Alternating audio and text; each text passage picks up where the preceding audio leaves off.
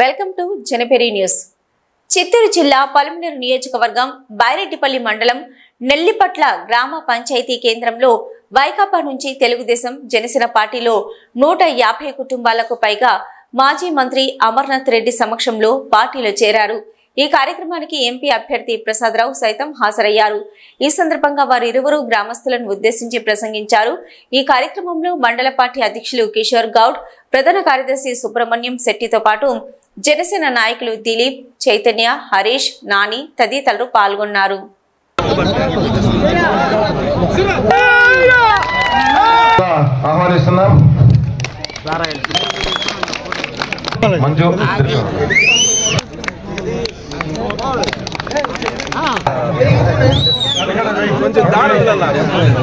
श्री कांति कुमार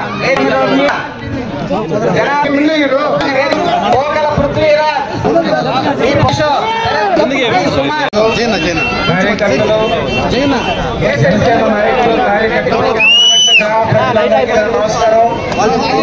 అట్లాగే గౌరవనీయ అమర్నాథ్ రెడ్డి గారు, అలాగే మాజీ ఎంపీ నమస్కారం. మేము ఇక్కడ ఎంపీ కంటెస్ట్ చేస్తా ఉన్నాము. అయితే ఈ లోకల్ సమస్యలు ఏమున్నా ఏదైనా మీకు ఢిల్లీ నుంచి రావాల్సి ఉంటే నేను ఎదుగులు పడి అక్కడ ఉంటే నేను చిత్తూరులోనే ఉంటాను, చిత్తూరులో లోకల్గానే ఉంటున్నాను. మీకు ఏ సమస్య ఉన్నా సెంట్రల్ గవర్నమెంట్ నుంచి ఇక్కడ రావాల్సి ఉంటే అమర్నాథ్ రెడ్డి గారి దీంతో సహకారంతో అన్నీ తీసుకొస్తాం. ఇక్కడ అందులో ఇప్పుడు 100% తెలుగుదేశం ఉన్నారు కాబట్టి ఈ గ్రామం ఫస్ట్ ప్రయారిటీ అవుతుంది. మనకి ఏముంది ఎంపీ లాట్స్ నుంచి కానీ లేకపోతే గవర్నమెంట్ వస్తే ఈ గ్రామానికి ఫస్ట్ ప్రిఫరెన్స్ ఇస్తాం. ఏదైనా సమస్య ఉందన్నారు, ఈ సమస్య ఇక్కడ కూడా ఉంది. ఇవి పంటలు పాడు చేస్తున్నాయి. ఈ పంటలు పాడు చేయకుండా ప్రైమరీగా ఈ పంటలకి పాడు చేసిన ఎస్టిమేషన్ తప్పు వస్తుంది. ఒక 50,000 రూపాయలు పంట నష్టమైతే 10,000 రూపాయలు నష్టపరిహారం చేస్తారు. దానికి కరెక్ట్ గా ఎస్టిమేషన్ వేసి మీకు 40 నుంచి 50,000 అందేటట్టు ఎస్టిమేషన్ ప్రాసెస్ ని మేము అడ్రస్ చేస్తాం. అట్లాగే రెండోసారికి ఏనుగులు రాకుండా సోలార్ ఫెన్సింగ్ ఏమన్నా వేయొచ్చా అనే విషయాన్ని కూడా మేము ఇప్పుడు పరిశీలిస్తాం. ఆ సోలార్ ఫెన్సింగ్ అని ఇవ్వటం అయితే ఏనుగులు అవి చనిపోవాలని షాక్కి అవి భయపడి వెనక్కి వెళ్ళిపోతాయి. కాబట్టి మన పంటలకి సేఫ్టీ దొరుకుతుంది. అట్లాగే ఫారెస్ట్ డిపార్ట్మెంట్ లో ఇంటర్ కనెక్టివిటీ రోడ్డు ఉంది.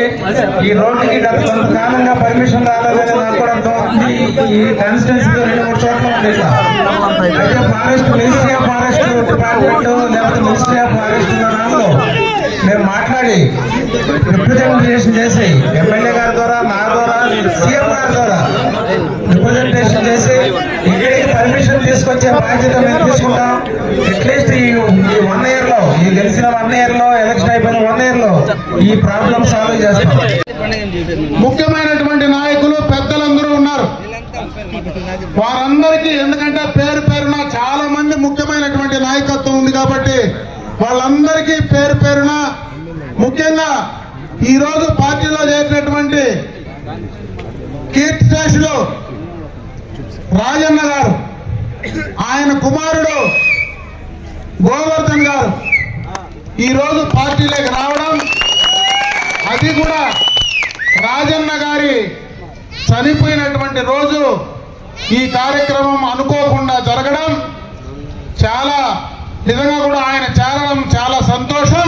రాజన్న గారు మన మధ్య లేనటువంటి బాధ నిజంగా కూడా ఇబ్బంది అని చెప్పి తెలియజేసుకుంటున్నా. ఎప్పటి నుంచినో తెలుగుదేశం పార్టీకి క్రియాశీలకంగా పనిచేసినటువంటి వ్యక్తి ఆయన ఈ రోజు ఇంత పెద్ద కార్యక్రమంలో ఆయన కూడా మన మధ్య లేనిపోయినటువంటి నిజంగా కూడా బాధ. వారిద్దరి ఆత్మ శాంతించాలని ఈ రోజు వాళ్ళిద్దరు పిల్లల కుటుంబాలన్నీ కూడా మన వద్దకు రావడం, ఈ రోజు ఈ యొక్క నెల్లిపట్ల గ్రామ పంచాయతీలో ఇంత పెద్ద కార్యక్రమం జరుగుతూ ఉంటే ఇక్కడ మన మధ్య లేకపోయినా పై నుంచి వాళ్ళు చూస్తూ ఉన్నారు. వాళ్ళ ఆశీస్సులు మనందరిపైన ఉన్నాయి. అదే విధంగా వాళ్ళ ఆశీస్సుల ద్వారా ఈ నెల్లిపట్ల గ్రామ పంచాయతీలో ప్రజలందరికీ మేలు చేయడం కానీ, ప్రజా సమస్యలు పరిష్కరింపజేయడంలో కానీ అందరికీ మంచి జరగాలని కోరుకునేటువంటి మీ అందరి దృష్టికి తెస్తాను. ఈరోజు ఈ రాష్ట్రంలో ఈ 5 సంవత్సరాల ఈ వైఎస్ఆర్ కాంగ్రెస్ పార్టీ ప్రభుత్వంలో జరిగినటువంటి అక్రమాలు, అవినీతి, దౌర్జన్యాలను రాబోయే కాలంలో మన బిడ్డల భవిష్యత్తు పూర్తిగా కూడా అన్యాయం అయిపోతుందనేటువంటి ఆలోచనతో ఈ రోజు చంద్రబాబు నాయుడు గారు ఈ రాష్ట్రంలో ముందుకు రావాలనేటువంటి ఉద్దేశంతో ఒక యువ నాయకుడుగా, ఒక నిబద్ధత కలిగినటువంటి వ్యక్తిగా, నిజాయితీ వ్యక్తిగా పవన్ కళ్యాణ్ గారు ఏమి ఆశించకుండా ఉమ్మడిగా ఈ రాష్ట్రంలో అధికారంలోకి రావాలని ఈ రోజు మనమందరం కూడా ముందుకు వెళ్తా ఉన్నాం. మీ అందరికీ తెలుసు ఈ రోజు ఏ కార్యక్రమాలు ఈ ప్రభుత్వం చేస్తా ఉందని. జగన్మోహన్ రెడ్డి గారు చేసేటువంటి విధానాలు పూర్తిగా కూడా నేను ఎక్కడో మొన్న కూడా మీటింగ్ లో మాట్లాడినాడు. నేను ఒకే పని చేసిన 130 సార్లు నేను బటన్ నొక్కినా నా కోసం 2 సార్లు బటన్ నొక్కలేరా అని. నువ్వు 130 సార్లు బటన్ నొక్కింది మీ తండ్రి రాజారెడ్డి సొత్తు కాదు, ఈ రాష్ట్ర ప్రజల సొత్తు కాదు. ఎక్కడి నుంచినో అప్పులు తీసుకొచ్చి మా తలలు తాకట్టు పెట్టి నేను బటన్ నొక్కి మళ్ళా మా దగ్గర బటన్లు నువ్వు నొక్కించుకుంటా ఉంటే అదేనా నువ్వు చేసే కార్యక్రమం? జగన్మోహన్ రెడ్డిని అడుగుతా. పెద్దయినా 10 రూపాయలు సంపాదించి కుటుంబానికి పెట్టాలా? ఒక రాష్ట్ర ముఖ్యమంత్రిగా ఆదాయం తీసుకురావాలా, సంక్షేమం చేయాలా? నేను ఆదాయం లేదు, అప్పులు తెస్తా, బటన్ నొక్కుతా, మిగిలింది నేను నొక్కుతానని నొక్కేటువంటి కార్యక్రమాలు తప్పించి ఏమైనా చేస్తా ఉన్నాడని అడుగుతా ఉన్నా. నెల్లిపట్ల గ్రామం గురించే నేను మాట్లాడుతా ఉన్నా. ఈ నెల్లిపట్ల గ్రామ పంచాయతీలో మొత్తం కూడా సెరికల్చర్ చేసేటువంటి రైతాంగం ఉన్నారు, మొత్తం వ్యవసాయం చేసే రైతాంగం ఉన్నారు. ప్రతి ఒక్క రైతుకు కూడా ఈ రోజు షెడ్లు పెట్టుకొని ఆ షెడ్ల ద్వారా బతికేటువంటి పరిస్థితి ప్రతి రైతుకు ఉంది. అటువంటి రైతులు ఉండేటువంటి ఈ ప్రాంతంలో ఈ 5 సంవత్సరాలుగా గత ప్రభుత్వంలో 1 కేజీకి 50 రూపాయలు ఇన్సెంటివ్ ఇస్తా ఉంటే నువ్వు కనీసం రైతుకు 5 సంవత్సరాల్లో 1 రూపాయి ఇచ్చినావా జగన్మోహన్ రెడ్డి అడుగుతా ఉన్నా. అప్పుడే చెప్పారు అంద్రీనేవా కాలువ. మొన్న కూడా జగన్మోహన్ రెడ్డి పాపం వచ్చి కుప్పం కాడ 1 నెల మీద గేట్లు ఎత్తినాడు, మరుసటి రోజు నీళ్లు వెళ్ళిపోయినాయంట. పోయిన 5 సంవత్సరాలకు ముందే అంద్రీనేవా కాలువ నుంచి నీళ్లు తెచ్చిస్తే ఈ 5 సంవత్సరాలు నువ్వు ఏం తీస్తా ఉన్నావు జగన్మోహన్ రెడ్డి? నువ్వు నీళ్లు తెలియకుండా మొన్నటికి వచ్చి 2 రోజులు ఆ రోజు వెళ్ళిపోయినటువంటి వ్యక్తి ఈ రోజు నువ్వు నీళ్లు తెచ్చిస్తావని అడుగుతా ఉన్నా. పోలవరాన్ని పూర్తి చేయలేక పూర్తిగా కూడా ప్రజల్ని ఇబ్బంది పెట్టే పరిస్థితి ఉన్నావు, రైతులను ఇబ్బంది పెట్టావు. 1 రూపాయి అయినా పెట్టుబడి పెట్టే పరిస్థితి ఉందా అని అడుగుతా ఉన్నా. చంద్రబాబు నాయుడు బ్రాండ్ ఇమేజ్ తో ఒక పెద్ద FDI ఈ రాష్ట్రంలో కియా లాంటి ఇండస్ట్రీ మనం తీసుకొస్తే నువ్వు ఈ జిల్లాలో అమర్రాజా ఇండస్ట్రీస్ ఉంటే దాన్ని 9,000 కోట్ల రూపాయలు ఎక్స్పాన్షన్ పెట్టుబడి పెడితే వాళ్ళను కూడా బెదిరించి తెలంగాణకు పంపించినటువంటి దౌర్భాగ్య ముఖ్యమంత్రిగా చరిత్రలో నిలిచిపోలేదా జగన్మోహన్ రెడ్డిని అడుగుతా ఉన్నా. అంటే అటు రైతులకు న్యాయం చేయవు, ఇటు యువకులకు న్యాయం చేయవు. ఈ రోజు SC, ST, BC మైనారిటీలు ఉన్నారు, వాళ్ళకన్నా న్యాయం చేస్తానంటే వాళ్ళందరికీ కనీసం వాళ్ళ కార్పొరేషన్లలో 1 రూపాయి అయినా డబ్బు వచ్చే పరిస్థితి ఉందా జగన్మోహన్ రెడ్డిని అడుగుతా. పూర్తిగా కూడా అందరినీ రైతులను, అదేవిధంగా వ్యాపారస్తులను, ఉద్యోగస్తులను అందరినీ మోసం చేసినటువంటి జగన్మోహన్ రెడ్డి రేపు మళ్ళా అధికారం కోసం సిద్ధం సభలు పెడతా ఉన్నాడు. ఆ సభలో ఒక సిద్ధం సభ పెడితే ఈయన పావిల్లో సిద్ధం సభ చెప్తే పాలనాడు నుంచి మనుషులు తోలేదంట. ఇది ఎక్కడ పెట్టారు? ఈయన మామూలుగా మీటింగ్ పెడితే అనంతపురం నుంచి జనాలు వచ్చి బస్సుల నుంచి వచ్చి తోలేదంట.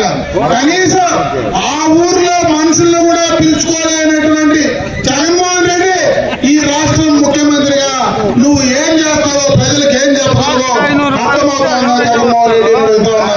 అన్ని రకాలుగా మొన్న ఎన్నికలకు ముందు నిత్యావసర వస్తువులు ధరలు తగ్గించేస్తానన్నావు. ఈ రోజు నిత్యావసర వస్తువులు ఉన్నాయని అడుగుతా ఉన్నా. కరెంటు ఛార్జీలు తగ్గించేస్తానన్నావు. 9 దఫాలు కరెంట్ ఛార్జీలు పెంచి రైతుల పైన భారం వేసినటువంటి మరి పరిస్థితి లేదా అని అడుగుతా ఉన్నా. అన్ని రకాలుగా ఆర్టీసీ ఛార్జీలు నువ్వే పెంచావు. అన్ని రకాలుగా కూడా ఒక పక్క నేను బటన్ నొక్కుతానని చెప్పి ఇంకొక పక్క ప్రజల దగ్గర వసూలు చేసేటువంటి కార్యక్రమాన్ని ఈ జగన్మోహన్ రెడ్డి చేస్తా ఉంటే ఈ జగన్మోహన్ రెడ్డి పాలన మరి అందరం అందించాలని ఈ రోజు ఉమ్మడిగా ఈ రాష్ట్రంలో తెలుగుదేశం, జనసేన, భారతీయ జనతా పార్టీ కలిసి ఉమ్మడి అభ్యర్థులుగా పోటీ చేస్తా ఉన్నాం. ఖచ్చితంగా ఈ ఎన్నికల్లో తెలుగుదేశం పార్టీని గుర్తులు సైకిల్ గుర్తు పైన అటు ఉమ్మడి అభ్యర్థిగా అటు ప్రసాదరావు గారిని మీ అభ్యర్థిగా నాకు ఓట్లేసి గెలిపించమని చెప్పి నేను మమ్మల్ని మనస్ఫూర్తిగా కూడా ఇప్పుడే ఈ గ్రామ పంచాయతీకి సంబంధించినటువంటి సమస్యలు చెప్పడం జరిగింది. అటు పార్లమెంటు అభ్యర్థి స్థాయిలో ఆయన, మా స్థాయిలో ఖచ్చితంగా కూడా నేను పొలంలోనే మీకు అందుబాటులో ఉంటాను.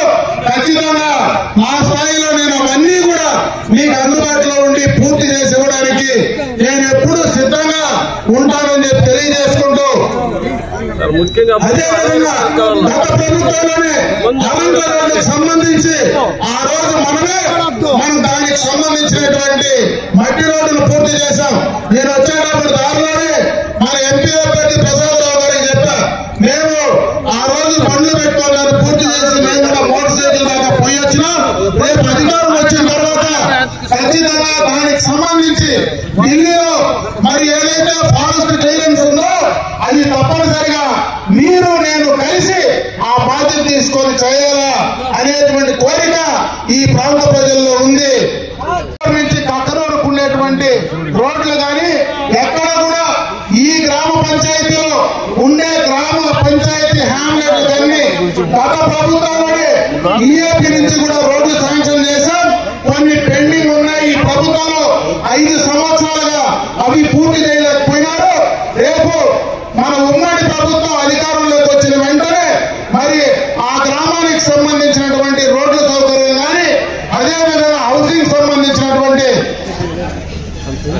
కార్యక్రమం కానీ నెల్లిపాటి నుంచి చిత్తలు కొట్టుకునేటువంటి రోడ్లు కానీ అవన్నీ రోడ్డు సౌకర్యాలన్నీ కూడా కంప్లీట్ చేసేటువంటి బాధ్యత తప్పనిసరిగా కూడా తీసుకొని పూర్తి చేస్తామని చెప్పి తెలియజేసుకుంటూ ఈ రోజు పార్టీలో చేరిన మిమ్మల్ని అందరినీ కూడా మనస్ఫూర్తిగా పార్టీలకు ఆహ్వానిస్తూ మీరందరూ కూడా పార్టీ సభ్యులుగా రాబోయే కాలంలో మీ అందరికీ తెలుగుదేశం పార్టీ అండగా ఉంటుంది. అదేవిధంగా ఎప్పుడు మీకు అందుబాటులో ఉండడానికి తప్పనిసరిగా కూడా మీకు ఉండి అన్ని కార్యక్రమాలు చేస్తామని చెప్పి మరొకసారి మీ అందరికీ కూడా తెలియజేసుకుంటూ ఈ ఎన్నికల్లో ముఖ్యంగా యువకులు జనసేనకు సంబంధించినటువంటి యువసేనలు మీరందరూ రేపు ఎన్నికల్లో పోలింగ్ బూత్ దగ్గర బాధ్యత తీసుకొని ప్రతి ఓటు